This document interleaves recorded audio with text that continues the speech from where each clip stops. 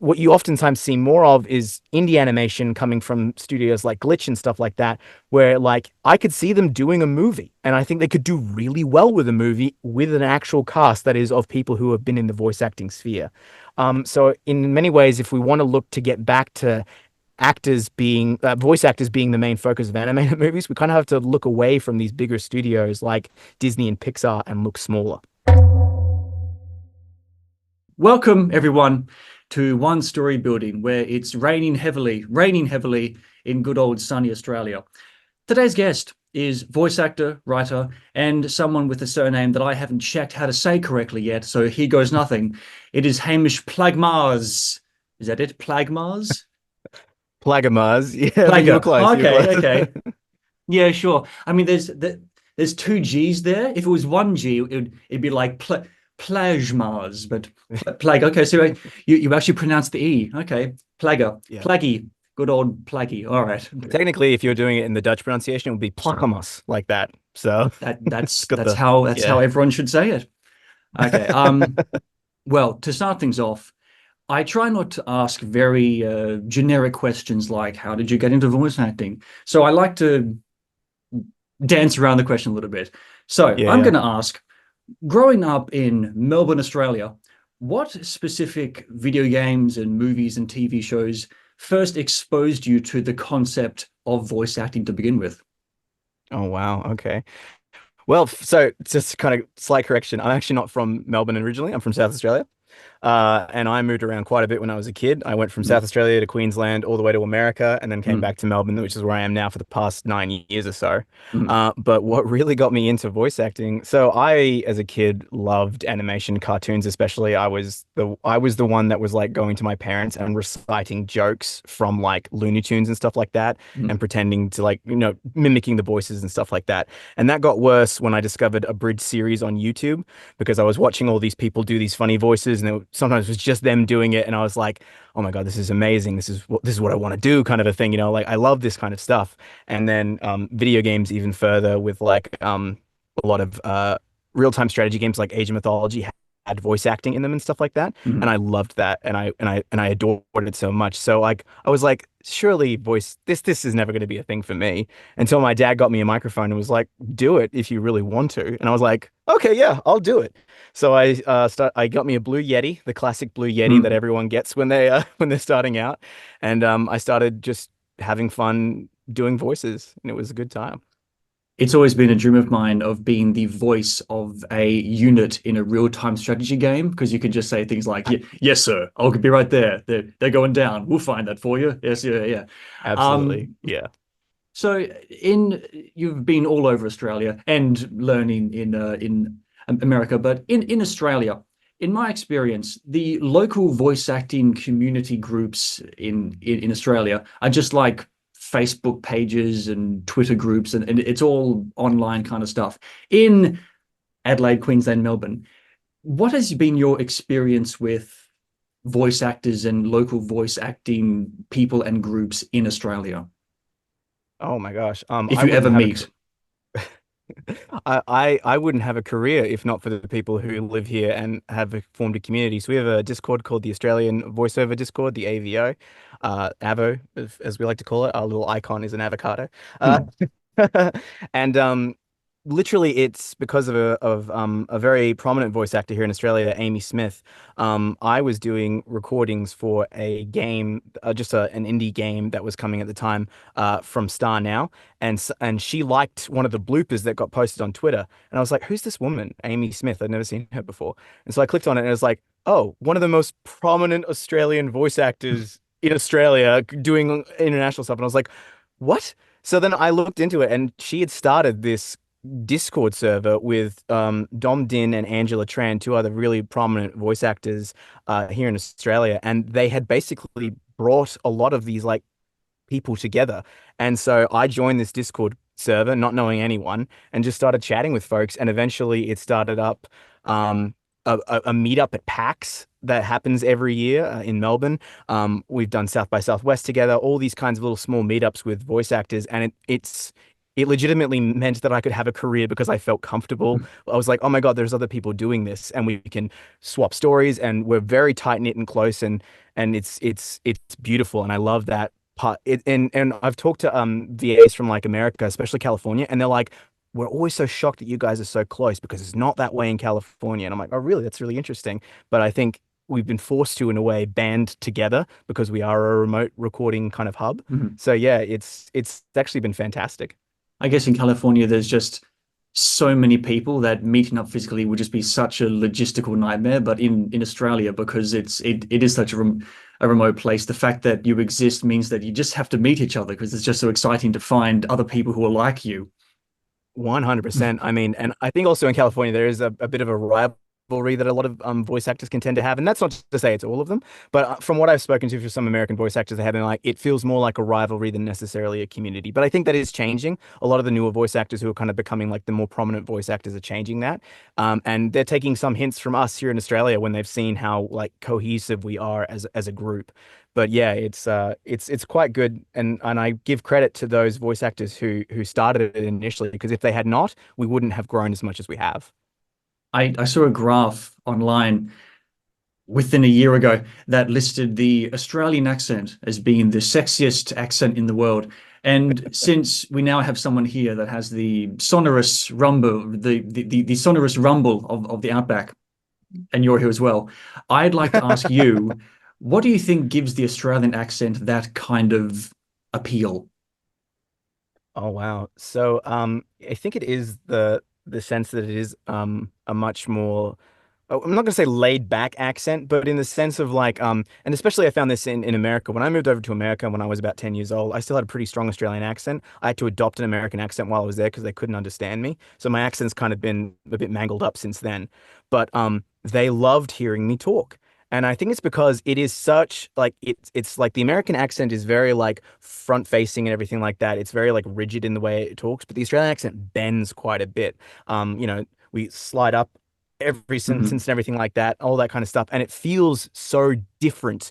And I think probably Americans find that really interesting, and I think a lot of other places as well. That's the same. I think I can't remember what it was. Someone was doing a survey, and apparently, of the top two accents for like a pilot, Australian is one of them. Apparently, and it's because it puts people at ease. Apparently, like Mhm. it feels like when an Australian's talking in an Australian accent, because it's so like slightly laid back in that way, they're like, oh, he knows what he's doing. He's great. So I think it's like that level of just like it puts you at ease. It's nice. And we also have like other things that surround the culture that make it seem like so much more out there and everything like that, that I think Mhm. it gives it a more like interesting. What's funny is that if you talk to Australians, I think Hugh Jackman was just interviewing with Ryan Reynolds because of Deadpool and Wolverine, Mhm. and they're like, Australian accent is the sexiest accent. And Ryan was like, yeah, and Hugh was like, no. And he goes, it's because I hear it all the time. So you Mhm. don't hear it from Australians being like, "Oh, we've got such a sexy accent, mate. Like, hey, you going, darling?" Mhm. Like that kind of a thing. Like, we don't think that, but everyone else does. It's really interesting.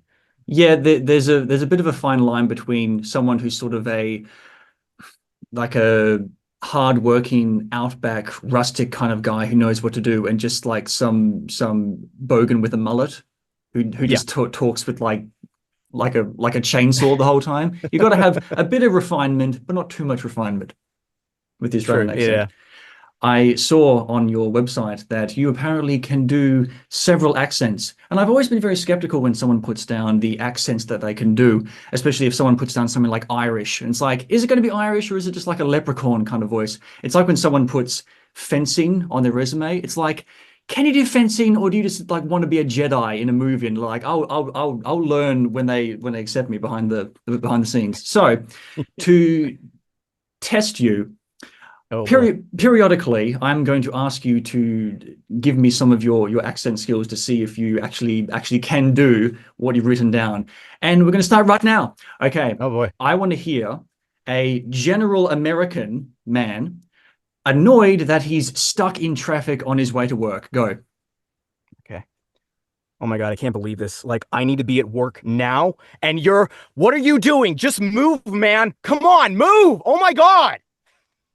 Good. Perfect. All right. The being very tough on the R in work really has to be there. Work. It's like pizza. I went to the store to get pizza. All right, Yeah. cool. Excellent. You pass. Moving on. I'll get you later. All right. You probably will. When I listen, well, you didn't put Irish there, so Leprechaun is going to be out, unfortunately. Whew.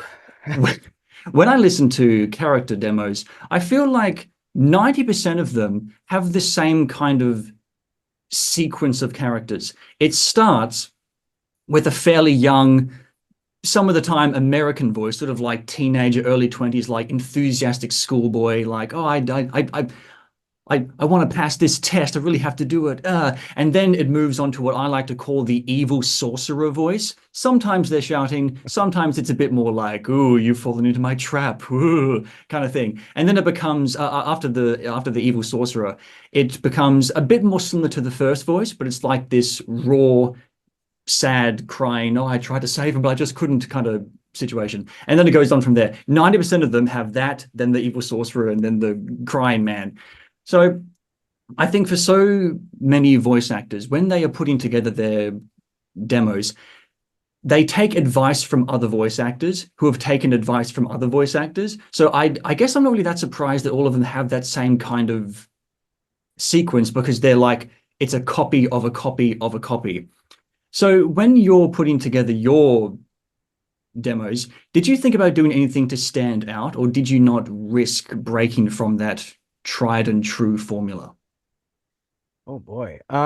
Well, for me, when I was making my first demo, I was making it with a relatively small studio in America who were offering slightly cheaper demos than the professionals were doing. Uh, and I was just kind of like getting my foot in the door. And so when I was doing it, I was putting a lot of stock in them as opposed to like because it was my first like kind of official demo that I was making. All and I was also really caught up in the fact that I needed to include both my American and Australian accents, and my Australian was how I was going to stand out. Because everything else was very like archetypal, and because it's archetypal, and a lot of the studios that I was submitting to was American, I had to rely on like you doing that kind of American thing. So yeah, if you listen to my demo, it's exactly that where she was describing. It's like young boy kind of thing, and Yeah. then it goes into the deep and dark and everything like that. It's like and you what they're doing there, what they're trying to do is show range. So what they want to do is like, all right, we're starting here at this kind of base, which is very similar to your voice, where you're like your natural voice hits, and then we're going to start going up and down basically, and that's kind of like it follows that kind of up and down motion. Um, and so I was like wide-eyed, bushy-tailed, kind of like, yeah, you do whatever, and I'll just kind of do my thing. And the funny thing is that a lot of the voices that I recorded more voices for that demo than actually exist in that demo, and the ones that I think would have made me stand out more, they did not include. So I was like, oh no, I've kind of lost. And like, I could have gone back and I said, hey, can we include this one or can we include that one? But at the time, I was relatively new to this and I was trusting people who are standard in the industry, like solid people in the industry. So I was like, and that demo has gotten me far. But I think, and I eventually am going to do a new demo. I think if I eventually get around to doing it, what I am going to do is really try and not follow that formula because I do want to seem a little bit different. Did you write the scripts for the characters themselves, or were you told what to say, recommended what to say? So the package that they kind of gave me for this is that they also would write the scripts for me, and I liked what they did. Emily, who wrote my script, she does writing for anime, she does writing for games, all that kind of stuff. So she's done a lot of translation work as well. So she did some fantastic script writing for me, and I really appreciated it. I think for my next one, I'm going to do it myself as I am a writer, and I know what archetypes I can play a little bit more better. I was giving them kind of general stuff, and they were throwing it back at me. So I've kind of like I've whittled it down to the characters I want to play, and I'm going to start writing out scripts for it soon enough. Okay, cool. Um, what would you recommend to someone who wants to make their own demo? What Ooh. advice would you give? Make sure you're ready. This is a kind of a big thing that a lot of people who are starting out initially, they go, well, I need a demo. And the truth is you don't actually. A lot of the time I'm auditioning, people don't even see my demo. It's only really for like high level stuff that they're like, well, we don't want to have to go through the process of like putting out an open casting call and then everyone comes in, that kind of a thing. What we want to do is we want to kind of like break down our list into a little bit more of the smaller one, and then we'll send out auditions from there. And they'll use demos to kind of like get the idea, like, oh yeah, they could do that. Um, So make sure you're ready because a lot of the time bad demos come out of people who just haven't gotten their heads around voice acting yet. They haven't taken enough practice, enough classes, whatever the case may be. And so their demo shows that because they're nervous or they're not really understanding the characters that they want to do. And so they don't really know their voice well, and it shows a lot in the demo. I have a demo from 2018 that I made myself. It's bad Hmm. because one, I didn't understand audio as well as I do now. And also, two, I didn't understand my voice and what I was doing. And a lot of the characters are either really samey or they're just not performed well. Like it's very generic, boring, all that kind of stuff. So make sure you're ready. And like you never really truly know when you're exactly ready, but make sure you're confident in your voice. That's the main thing. Hmm. Yeah, when for everyone, when they hear themselves talk, like not recorded, but how I'm listening to myself right now, it's always going to be deeper in your head than what's recorded because it echoes Yep. in your own skull. And I was like a teenager trying to put together a demo. I was like, okay, what kind of characters do I want to do? I want to be like a big strong guy or like an old wizard. It's like an old wizard. I'm like 16. I'm not going to be able to do that voice, but I tried it anyway, and it just sounded like a 16-year-old doing like a crappy Gandalf impression. So Yep. you have to know what you can do and what you can't do. Um, Absolutely. so possibly my hottest take of all time. Here it comes. When you go to conventions and you see voice actors on panels talking about voice acting, there's always someone who comes up to the mic to ask them a question. They say, "How do I get into voice acting?" And I've only really thought this kind of recently. I feel like if someone were to ask, if someone asks, "How do I get into blank?" they probably shouldn't get into blank because if they wanted to get in, they would have found their own way in without necessarily asking permission. And contrary to that, let me ask you, how did you find your way into voice acting? Accidentally, funnily enough. My dad, he was working at when we were living in America, he was working for a train company and they built train simulations and they partnered with a video game company and they were like, we need someone to do a voice for this. And I did theater and my dad's like, well, my son's an actor. Surely he can voice act. And they were like, sure, we'll give it a try. So I did it for that and I really enjoyed it and appreciated it, but I didn't think it was going to be that much of a thing until much later on when I was sitting down with a microphone and I was like, and I was playing around with some stuff and I was like, oh, wait, I actually have a lot of fun with this. I remember doing that job way back when. I'm having a lot of fun with this. Let's start pursuing this a little bit more professionally. Let's start like branching it out and seeing what it is. And I went to radio stations and I started chatting with them and I started like reading the news for the blind on the radio. I was like, all right, I'm gonna try this. So I practiced my narration skills that way. And then I started a YouTube channel for a little while and I was doing some stuff on YouTube there.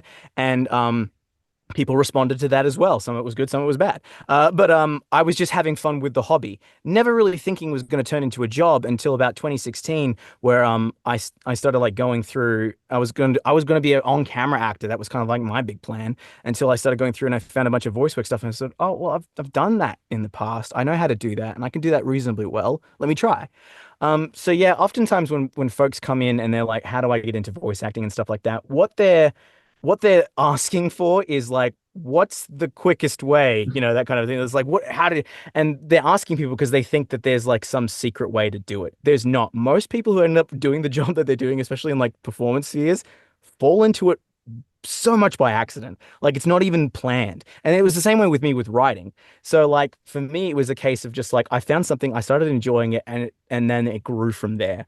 And so like oftentimes it is the case of, like you said, just kind of just starting. Just do it, and it'll go from there. Hmm.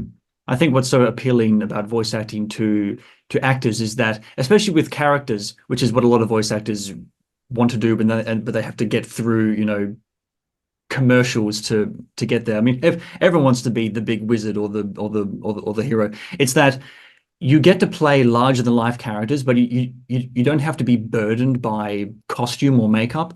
I've mentioned before that voice acting is sort of like the rawest kind of acting because it's all, aside from the direction that you might get, it's all you. It's not like the lighting or the costume can make your performance seem better. It all has to come from you.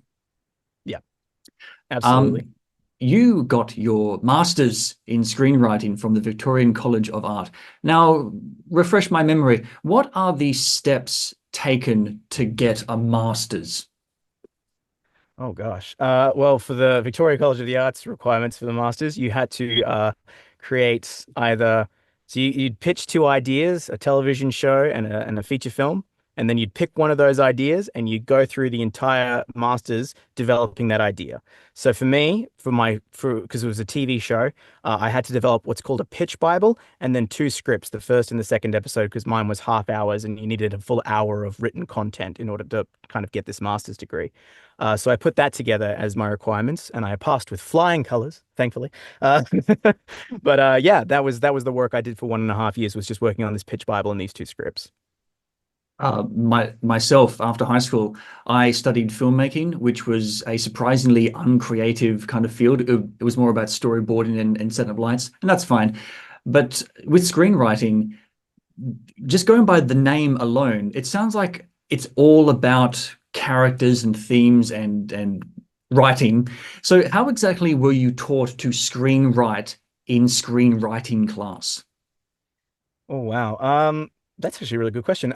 Because it really, our first day, they told us how they were going to teach us because our course leader, he had just done his master's in a different field, talking about theme-led script writing, and that was kind of where how he taught us is that you need to find your theme. And then you iterate your characters and your plot around this theme. And that's actually how I do a lot of writing nowadays, is that way. It's not the only way that I do it, but it's one of the ways. Being taught to screenwrite is like this weird mixture of being taught really rigid rules, and then you spend the next half learning how to break every single one of those rules, which is a lot of writing for a lot of things, but especially with screenwriting because people are so attuned to that kind of level of like writing because it's so immersive and well, not, sorry, not immersive, expansive in terms of we've seen these kinds of plots over and over and over again. People can pick up on it very easily. Hmm. So when you're writing scripts, a lot of the time what they're trying to teach you is, well, you need to know the rules first because you can't break a rule until you know a rule. But when you're breaking the rules, finding the avenues where you can both iterate, which is you flip a rule upside down, but also where you utilize that rule and then that by utilizing that rule, you're also showing something through the writing. I know it sounds kind of wanky when you say it like that, but it's like very much kind of like that kind of a thing. And which is what I often do when I'm sitting down and I'm writing. I'm often thinking to myself, okay, I know this is the rule and the structure. How can I break it? How can I use the rule to enhance my story? So it's a lot of learning and breaking rules. So what's an example of a rule that you were taught during your masters and how did you break it? Oh, right. So 3 act structure, which is how a lot of scripts are written, at least in Western media, follows a very clear kind of you can break these things down like so small. So it's like literally like your inciting incident, your first act turn, your midpoint, second act turn, all that kind of stuff, and you keep breaking those down. One of the things that I was writing for a feature film of mine, what I wanted to do was change up the first act turn because usually that happens quite relatively early on in the script. You want that to happen, but I extended out my first act quite a bit further than you're meant to. And the reason that I did it that way, which I wouldn't recommend necessarily if you're sending it to a competition, which is what I did, but the reason why I did it that way is because what I wanted to do is I really wanted to make it pop out, to make it to build up this sci-fi world that I was writing at the time and really to make it seem like it was just so perfect, so utopian. And then when the first act turn happens after the inciting incident, it breaks everything. And so that was kind of what I was doing when I was writing. I don't know if I succeeded, but at the time, that was what I was deliberately thinking of, how I'm going to break that first act turn. I'm going to go much longer than you're supposed to with a first act just to see how it pans out. All right, okay. All right. Accent test number two. Oh boy. Okay. So I want to hear someone with a British received pronunciation accent on the phone ordering a big pizza. Hello. Yes. I'm terribly sorry to bother you, but at present we are looking to get a large, darling. What was it again? A large what? Large pepperoni.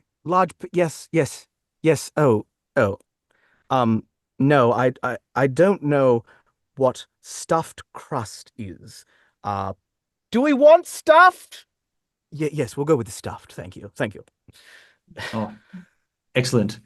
All right, I haven't stumped you just yet. Not that I'm really trying to. It's all in good fun. I was told that an English accent is with a vertical mouth and an Australian accent is with a horizontal mouth. Does that make sense to you? Oh, that's interesting. Yeah, I can kind of see that. I've always thought of it as tongue placement. Hmm. So when it comes to the Australian accent, the tongue stays kind of like rested in the middle and you don't move it all that much. American accents are quite sticky with the tongue, which is why you get like that rhotic R and everything like that. Hmm. That's why you think. But with English accents, yeah, I can understand like that idea of looking at it vertically as opposed to horizontally in Hmm. like it goes up and down in that kind of a way. Yeah, Hmm. that's really interesting to Yeah. think about it that way. In 2019, you were the narrator character for the video game I Want to Go to Mars. Now, for Yes. starters, getting the role of the narrator, it's always a treat for voice actors because you have an obligation to speak with such a calm authority. And it's not that you're necessarily a powerful character, but the narrator is invincible. You're like the god of the story. It's the voiceover role. And in that game, a little boy gets in his little spaceship and he goes into space and he meets the moon. And you also voiced the moon. And I was so delightfully surprised to hear that when you were voicing the moon, when you were the narrator, you were like, the boy walked over here and he did this and said this. When you were the moon, you banjo kazooied your way through the role. You were like, a bu bu bu bu bu, said the moon. So not really a specific question. I just found that so delightful. What was it like voicing the narrator and the moon's noises for the video game? How'd that play out? Yeah, so initially I'd only been brought in for the narrator, and then they were like, "Oh, we think you could do the moon too." After we'd done a couple of sessions in the booth, and I did the moon at home. So they were like, "You do it on your own," and I was like, "Okay, cool. So I can do whatever I want with this." And at the time, and there was no lines. They were just like, "It needs to sound like he's having a conversation with Robin," and I was like, "Okay, cool." So with the narrator, I had taken inspiration from a game called the Stanley Parable, if anyone knows that one, which is like that kind of like very lovely narrator kind of voice thing is like Robin Teddy a narrator, and I was pitching it a little bit differently just for fun and everything like that. So the narrator was always very like formal and everything like that. But for the moon I was like I want it to be kind of like the narrator is doing a voice for the moon, but also the moon is his own thing. So it was like that kind of a thing. I can't remember exactly how I did it. It's been a while Yeah, since I did that game. it was yeah, you just slipped right back into the character. And so it was basically like, if your dad was telling a story kind of a thing, and then like, he got to that point and he's just like, oh, I've got to make up some gibberish, that kind of a thing. So that was what was in my mind. And I was chatting with Charlie and all the other people who were creating the game. And like, it was very much, we wanted to create this kind of like fun storytelling kid environment kind of a thing. Like you're being told a story, but you're also interacting with it, which is essentially what video games are. So, it was really when I was doing the narrator, I was like, it's almost like it's Robin's dad talking to them. And then in the same vein, he's making up character voices, which, if I ever have kids, I'm 100% doing that with my kids. If I read to them, I'm going to make up voices and stuff like that. So the moon was my attempt at being kind of like a funny dad joke and everything like that. I feel most rude not commenting before on your booth that you're in right now. Would you mind talking us through your personal studio setup? Yeah, sure thing. So this is a DIY booth that me and my dad made over the course of several iterations. This was the first booth that we'd ever made.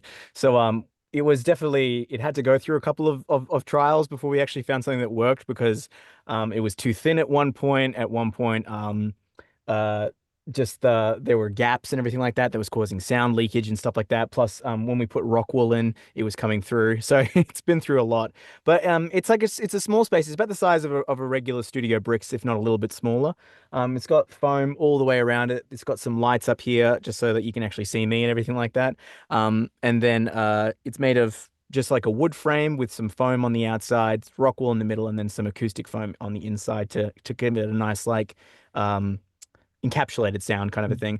And I'm using a solid state 2 logic um, interface with my TLM 102 and into just into my computer and everything like that. It's a very like kind of rush together DIY process, but it gives me good sound, which is really great and which is what I've always wanted. And it beats having to record in a closet, which is where I was before. Yeah, closet with mattresses and clothes all Oh hanging up yeah, around you. Yeah, yeah. absolutely. Have you got foam on the ceiling? Yeah. Phone's all Okay, the way yeah. up here. All Yeah. right, cool. No, yeah, that's what makes it complete. I watched Has Been Hotel when it came out, and when it got to the final two and worst episodes, we were introduced to Cherry Bomb, and I heard her go, "Let's go," and I was like, "Oh, she's Australian. Okay, I wonder if the voice actress is Australian." I looked it up, and she's not. So, from your perspective, is it a problem for uh, casting agents to get local American talent to do Australian accents more often than hiring an unknown Australian actor to do their voice? I have had many discussions on this. So I think it's well past the time that they can start hiring Australian actors, even if it's not remote. Like in the places, in those vocal hubs where they oftentimes get people in, there are Australians there who want to do that work.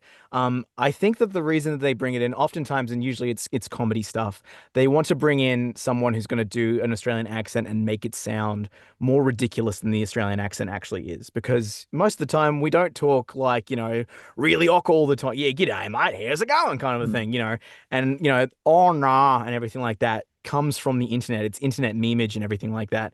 And that gets fixed into the mix. Casting directors, or not even sometimes, not even casting directors, it's people higher up than them are like, oh, we really want to get a funny voice for this and stuff like that. So it comes down the list. And I really think it is high time that they start hiring people who can do the accent well, i.e., the people that have the accent, mm, but also like just in general, like I think it is becoming a bit old hat at this point to really like ocker up the or expand out the Australian accent to such like a ridiculous degree because like I don't know, it was funny on The Simpsons, I guess, one time where, it's a very small cast, so they're not going to get like a bunch of other Australians in to do that. They just want to use the people that they have there as they have always done. mm, But yeah, it's high time that we start getting some action natural Australian accents into this kind of big stuff. I didn't mm. realize that has been an included an Australian character. I personally don't watch the show, but now you've told me that I'm like, yeah, that sounds par for the course. Maybe it's just she's like this chaotic sort of terrorist kind of crazy gal. And it's like, oh yeah, like some Australian bogan kind of character. I'm deeply offended. Speaking of which, I might be a little bit biased here, but I am right about everything. The worst episode of The Simpsons is when they go to Australia because it was just such a like when they go to Japan, they make fun of the game shows, they make fun of the bowing. It's like, but that's what they do. We don't kick people with boots in Australia. Where the hell did that come from? Do you have any thoughts on that Australian episode of The Simpsons? I hate it. I really do. I I have mixed feelings about it. I liked it when I was a kid because it was funny, but then as I got older, I did start to see the stereotyping and like the weird, just kind of like, oh, it's Australia, they do weird things there. They would kick Mm. a child with a giant boot, that kind of a thing, and our prime Uh, minister is actually a pig farmer in a field, that kind of yeah, a yeah. thing. And so I looked at that, I was like, it was, and I think even The Simpsons, right? I think even Matt Groening himself has said that he doesn't particularly enjoy the episode either for the similar reasons, like the way that Mm. they just kind of like heavily like just made stuff up about Yeah, yeah, Australia that that's it. doesn't Yeah. exist. Which it feels less like parody and more like you've heard three iterations of telephone of Mhm. Australia, and then it's come finally to here. So like from the sense of like just being I do think there's actually some solid jokes in it in terms of just like if you separate it out from it being a part of Australian culture, like that the knifey spoony one. I still use that. I think it's funny. Mhm. Dollary doos is another one that Totally, I yeah, think yeah. is Mhm. very funny. But all the other stuff, you look at it and you go, in that same scene with the knifey spoony, she goes up to the bar and she's just like, "I'd like to get a Mm. coffee," and he goes like, "Beer? Yeah. No, coffee." And I'm like, "No, coffee culture is huge in Australia. What are you talking about?" Like, it's like there's nothing there that like that's not funny to me because I'm like watching it and I'm going, "But we know what coffee is. Mhm. We're big fans of it. I'm from Melbourne. Oh, I'm in Melbourne Yeah, I now." mean, I mean that's Melbourne. That's like hipster capital of the Southern Hemisphere, Melbourne. I mean, even in Sydney and Adelaide too, I would say that Sydney and Adelaide don't have better coffee than us, but that's Mm. that's me being a Melbourneite. Mhm. But but in the same vein, like I think they were in Sydney for the actual like, or in Canberra or whatever it was. But they would have known what coffee was. So it was Mhm. like it's one of those things where it's just like I can appreciate that one, it was kind of a product of its time, but also too, just in general, like it does is often what I refer back to when I say this is the worst example of it being like aggressively bad stereotyping of Australia that makes no sense, kind of a Mm. thing. Yeah. You said it best when you said they just made stuff up, like the Yeah, prime minister in a little floatable thing yeah, in the lake. Yeah. Okay. Yeah. Good. Correct.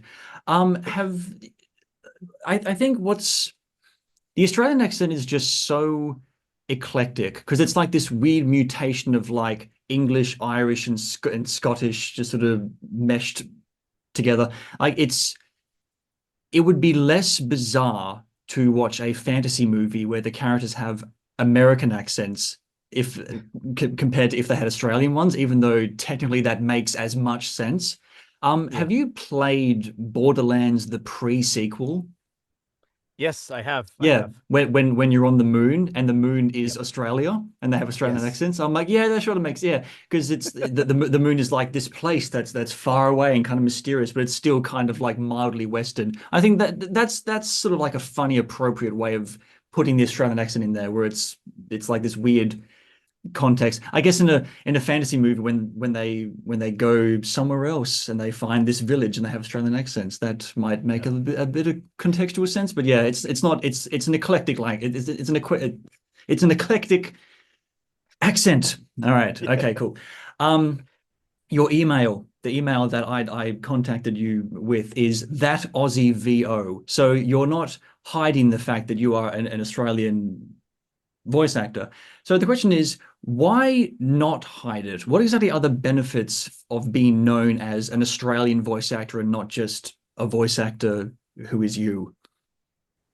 Well, I mean, I don't know necessarily the benefits, but for me, it was a case of I didn't want to hide it because I want to be part of, and kind of what a lot of Australian voice actors have been doing recently is kind of just being like, we are Australian voice actors, hire us regardless.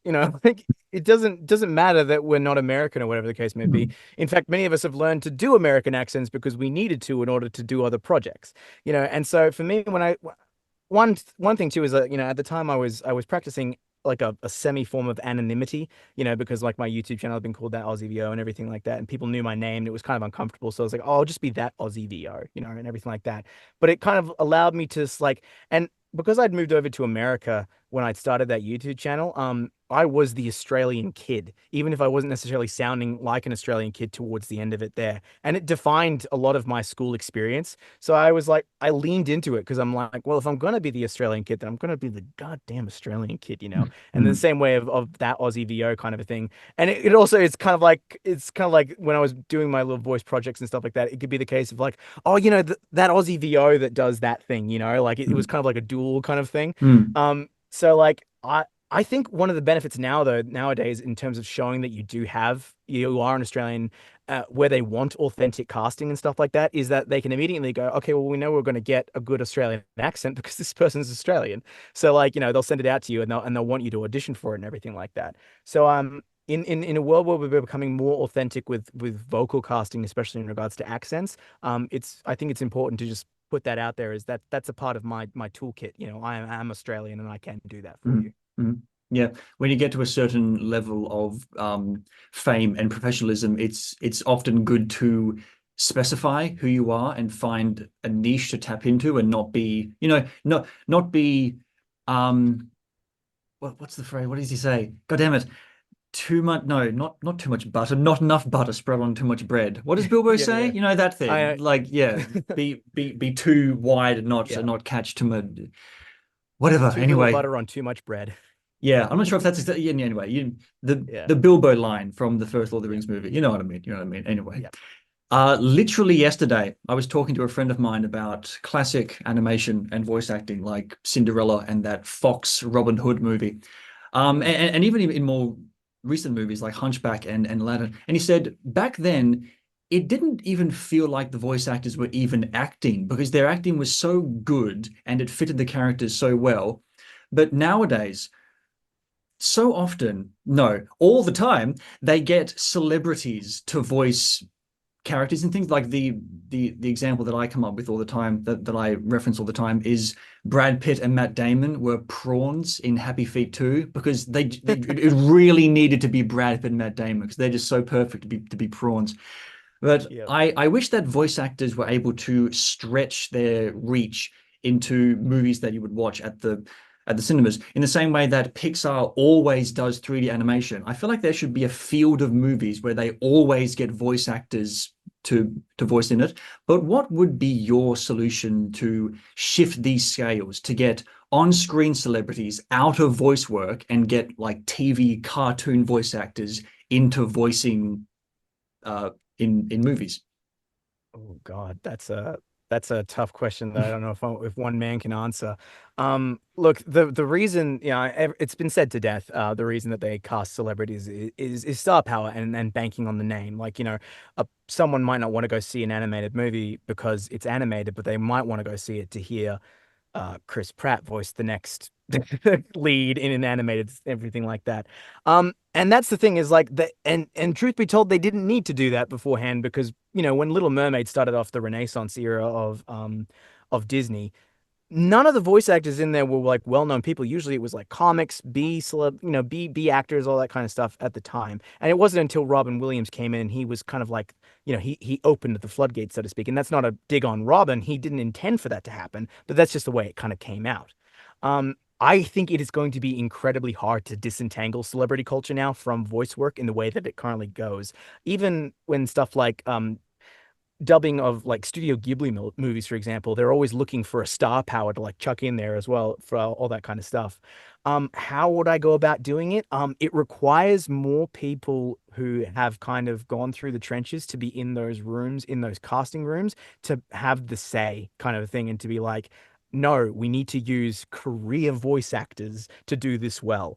And that's kind of why, in a lot of ways, I don't oftentimes put my hopes on doing massive classical animated films from like Disney and Pixar and stuff. Like if I ever get the chance, great. But what you oftentimes see more of is indie animation coming from studios like Glitch and stuff like that, where like I could see them doing a movie and I think they could do really well with a movie with an actual cast that is of people who have been in the voice acting sphere. So in many ways, if we want to look to get back to actors being voice actors being the main focus of animated movies, we kind of have to look away from these bigger studios like Disney and Pixar and look smaller. Mm. Well, I'll get to glitch later. I just didn't want that to be the first question. Okay, accent test number three. Oh boy. A man from New York giving a weather report on the television. All right, so okay, I'm from New York. There you go. So Hmm. as you can see here, we got a bit of sun. But for the most part, you don't have to worry about that too much because it's gonna get covered up by some cloud, and the cloud's gonna be around for a little while. Hey, Vinny, I am still talking. Do not switch back to the broadcast. No, we're doing the weather now. The rain's coming in. It's gonna be bad. There's lightning bolts. It's bad. Okay, that's the weather for now, and later on we'll get to the snow. Okay, all right. I think that was the last my last accent test. So A plus. I'm a little Thank you. disappointed that I didn't get to like trip you up with something, but no. If you'd Damn done it. Californian or Southern, those are my weakest ones. You might Wait, have got me there. let me just scroll down a little bit. Nope. Okay. Well, you said it, not me. Maybe I'll surprise you later. Go for it. Okay, so glitch. Here we go. Glitch. Um, you voiced the lolly crocodile Max in the Amazing Digital Circus episode 2. So first things first, how does it feel to be a part of a video that now has over 100 million views? Overwhelming is an understated word. When I auditioned for Amazing Digital Circus initially in the first round for the main cast, and I didn't get that, and then for the second round with Max, where I eventually got it, I had no clue Glitch's reach. I hadn't really looked into them all that much, and so when the first episode came out after I'd already recorded, I was like, oh, cool. I'm sure they'll get like a decent amount of views, and it had like 50 million when I looked at it, and I was like, oh my God, I've just stumbled into something that I had no idea was going to be this massive. And it kind of freaked me out. I was like, oh my God, I'm going to eventually have 50 million people listening to my voice And what if they hate it? Hmm. And I was like terrified. And I was like, oh God, this is, all this kind of stuff. And I was like, but at the same time, I felt this like massive sense of pride as well, because I was like, wow, I've come this far in my career. I'm working with an Australian studio that is doing amazing things in on the online space with animation. And I was like, yeah, it was like this really weird mixture of like terror and elation. Hmm. Who did you audition for the first round? I auditioned for Kinga, Kane, and Jax, which I think were the only male. Oh, Bubble was there as well that I could have also done in the Gloint Queen, but I decided not to do those because I felt like other voice actors would do better for that one. Hmm. But I thought Jax, Kane, and Kinga sounded fun, especially Kinga because the audition stuff for him, all the references and stuff, I was like, oh, this could be real fun, to like try it out. Hmm. So I auditioned for all three, and I had fun doing it. Like even if I didn't well, even if I didn't get the roles, but I didn't get the roles, but it didn't matter to me because Hmm. I had fun. I had fun Yeah. doing it. There's 10 voice actors in episode two of Amazing Digital Circus. Did you record your lines individually, or were you as a whole group being directed together? I recorded individually. I can't really speak to anyone else. I know that I recorded it individually. I got on a Discord call with Goose, who's the creator of the show, and I was directed live with them, and they just kind of like, they gave me. We went through line by line, and I gave them a couple of different takes for it and everything like that. And that was pretty. It was about an hour long recording. Max didn't have a lot of lines in that episode, so it was pretty quick. But yeah, like it's often the case with remote that you're not doing it in a group call with other people, like not often anyway. Um, what in regards to like in person, some studios may do it that way just to get like cohesiveness. Like I know, for example, Bob's Burgers, they often record as a group. This is for like traditional animation, because they do a lot of improv and like like bouncing off each other kind of a thing. Whereas with this one, it's very scripted, so it was like I don't think they needed a lot of like bouncing off from everyone because the jokes come so fast and everything like that. So for me, it was very so much a solo experience, just me and Goose recording, which was great too because it mean I got to explore the Max voice on my own without having to worry about anyone else is anyone else's voice kind of a thing. Were there references for Max's voice, or is it all you? So I can't remember if there were any kind of big references for Max's voice. No, I don't think there were. It was just generally like it just needs an Australian accent. And so I looked at him and I was like, oh, okay, he's the shorter one. He's chunky. And I was like, oh, I know what I'm gonna do. I'm gonna do a bad impersonation of Patrick Star with an Australian accent. And what Mhm. it is like if you do Pat if hi SpongeBob, like he's down here. But if you do that and you inflect an Australian accent, it naturally pitches it up slightly. So Mhm. you go from down here like this, and then, oh, hello, my name's Max. And so it goes up like this, and now I'm Max. So, Mhm. like, that was kind of the process for me. I honestly can't remember if there were any like specific references for it, but I don't really recall there being. Um, I don't really think there was any for like the Gummy Boys, maybe except for Gummy Goo. I think he might have actually had like specific references. Mhm. So you did you audition for all three of the crocodiles? Yeah, I did. I did Okay. Max, Gummy Goo, and Chad. And what makes you think that they chose you to be Max specifically? I genuinely don't know. I think the voice, not to toot my own horn, I think the voice is cute, and Max is a bit of a cute character. Like he's not really a bad guy. He's just kind of following his Hmm. boss and doing his thing. So when I think when it came to him being kind of like a bit ridiculous and everything like that, I think that voice really helped. Hmm. Um, to kind of like bring out that character and everything like that, which is really good. And Jack, who plays Gummy Goo and Chad, he has um I love his voice for both of them because I think he's a lot more subtler in both of those, and I think that contrasts very well with Max. Okay, and now we get onto your necklace.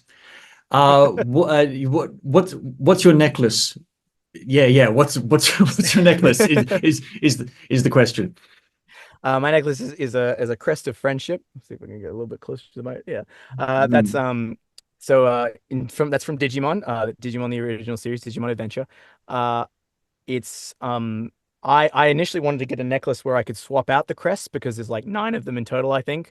That was a bad voice break there. There's nine of them in total. And they each correspond to like a trait that the kids of Digimon kind of exhibit. But I could only get one, and blue is also my favorite color, and I do love the character of Matt, so I thought I'd go for a crest of friendship.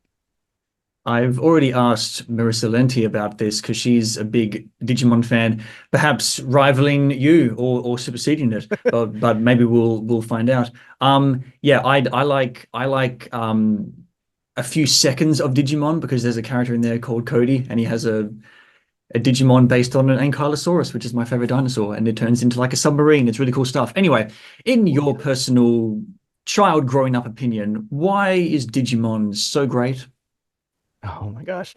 I'm writing a video essay on this right now. I'm like, so like Digimon, I think about it all the time. I love Digimon because it's unlike Pokemon. And this is not to say that Pokemon's bad.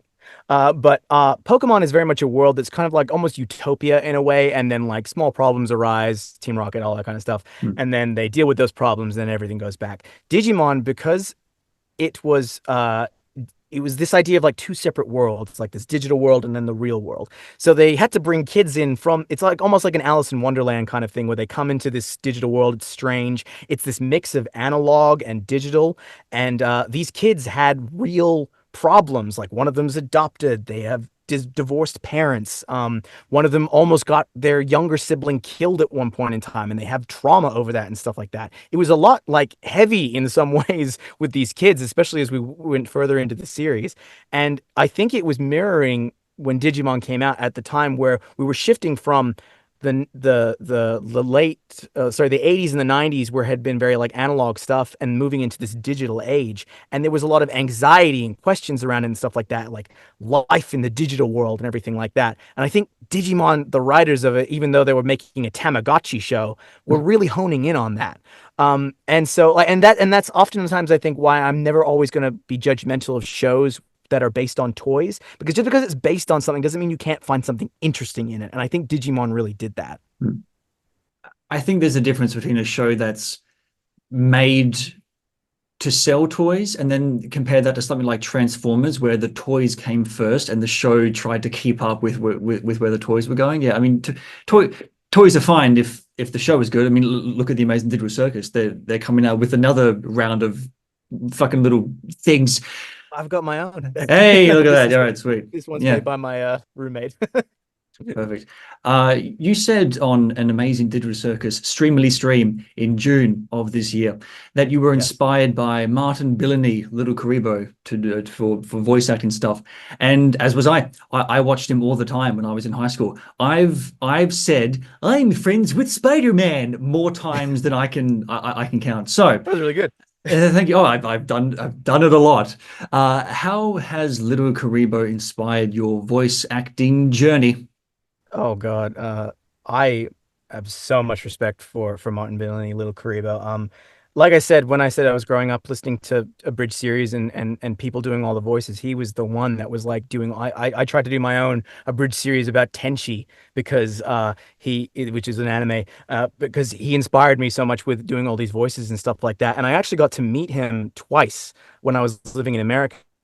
And the first time, it's funny, first time I met him, I was walking through the dealer's hall and I ran into him completely by accident. It was my first convention I've ever been there, and I was like, "Oh my God, you're Little Karibo!" And like, I never get starstruck, and I met him, and I was like, "Oh, "You're Little Karibo!" And I had my Red Eyes Black Dragon card with me because I'm a big Red Eyes Black Dragon fan from Yu-Gi-Oh!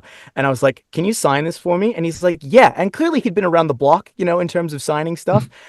So he had a pen ready, and this nervous 14-year-old, is like, use this Sharpie. And he's like, oh, okay. And he was like so gracious and everything like that. And then he did screw the rules. I have money from I filmed him on a camera, and I was like, can you say screw the rules? And watching him just do that, like it was a passion of his. And he said in one interview, he said, I want to write to make people laugh. And I was like, and he also performs to make people laugh. And I'm like, that's what I want. I want to make people feel things when I perform. And I was like, and he's doing that. And he's doing that in the comedy sphere. And I could do that in the comedy sphere. I could do all that kind of stuff. And so and he's so talented in how all of his voices sound like so distinct and separate. But of course he's parroting things. So of course he has to like make them sound somewhat similar to the original ones. And he does it so well.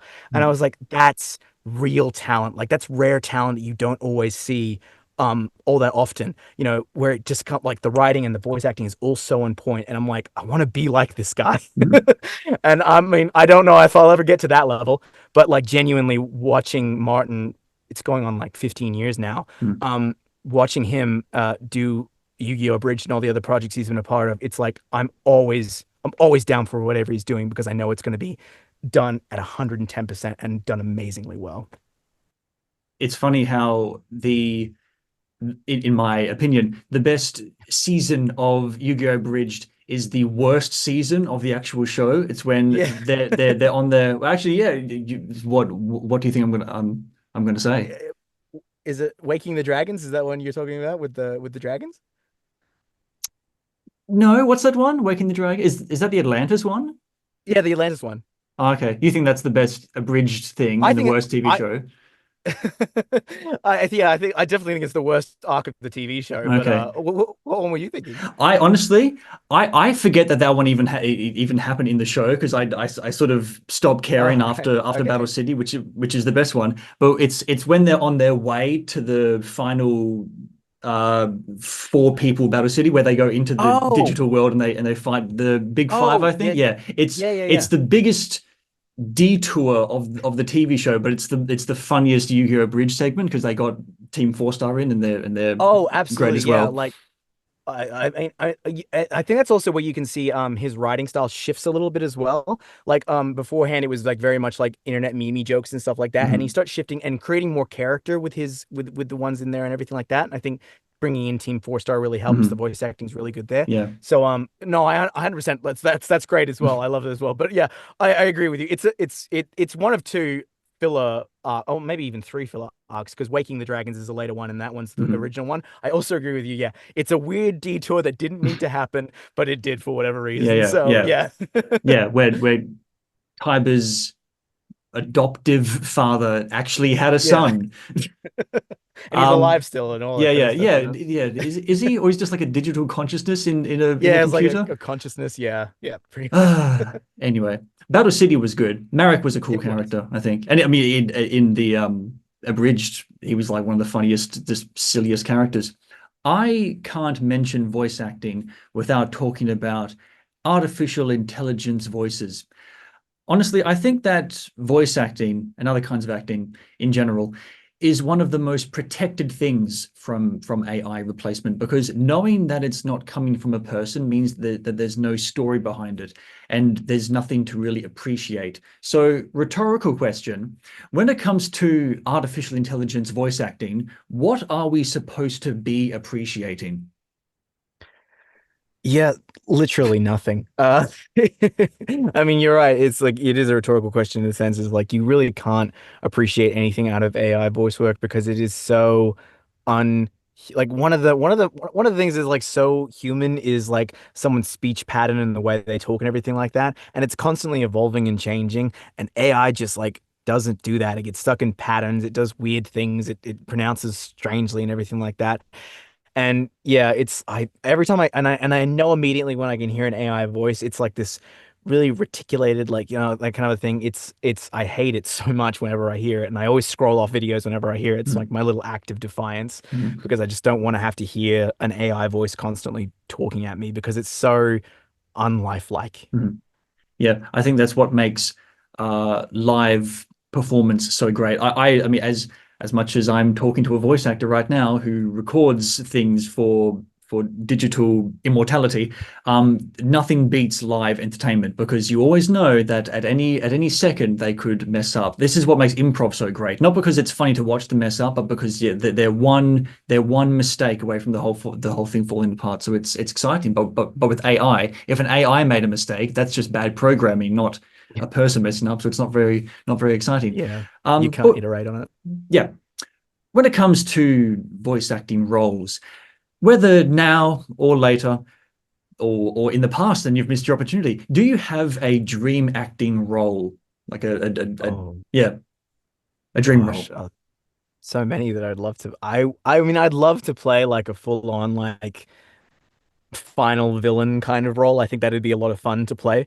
But also in general, like I want to play characters that have strong emotional arcs. And I haven't really had the opportunity to play that all that much. I've either played kind of like silly villains or I've played kind of like comic relief characters and stuff like that. I'd love to play a character that gets to go like deep into my emotions to bring out like grief and rage and everything like that. I really want to have those kind of moments as well. Um, and there's been a couple of auditions where I've been like, this would be my chance to do that, and I haven't gotten it. And they're under NDA, so I can't really talk about those. But like, I've definitely want to at some point in my life play a character where I get to showcase my ability, my emotional range that's not like kind of trapped in being really sinister or being very funny, you know? So like it's like those two things that I've kind of like locked those down, but now I want to kind of like expand out a little bit further. Well, who knows what's going to happen with Max in the future? Because he wasn't popped at the end, so he could still show up. Hopefully, him and Chad. Maybe, who knows? Yeah, off Goose might write me back in. perfect. Off on another adventure in Candy Land. Woohoo. Okay, well, this brings us to the final question, which is always the final question that I finally ask on this thing that I do, and that is, why are stories important? Oh gosh, that's a loaded gun of a question. That's why it's the last thing. Oh God, stories are important because they give us a means of contextualizing our experience. Um, it's one thing to just like state facts over and over again, but stories give us the ability to look back, reflect, look forward, all that kind of stuff. Whether it's writing or playing a character, you want to be able to tell an experience. And that's kind of what the joy of story is. It's so important to keeping our memory of who we are and where we come from and where we're going alive. Uh, there's a reason that the good stories last as long as they have. There's a reason why fables and parables and stories of inspiration, as we've kind of discussed earlier as well, those things stick around because they give a means to contextualize everything, and it's fun and exciting to kind of like sit down. I always, there's certain stories that you know the ending to, but you want to hear it every time because you want to hear the experience. You want to see how we go from A to B and that kind of a thing. And that's why I love stories and why I like telling them or being a part of telling them. All right, Hamish Plaggemars, thank you very much for coming on to One Story Building. Thank you so much for having me. This has been fantastic.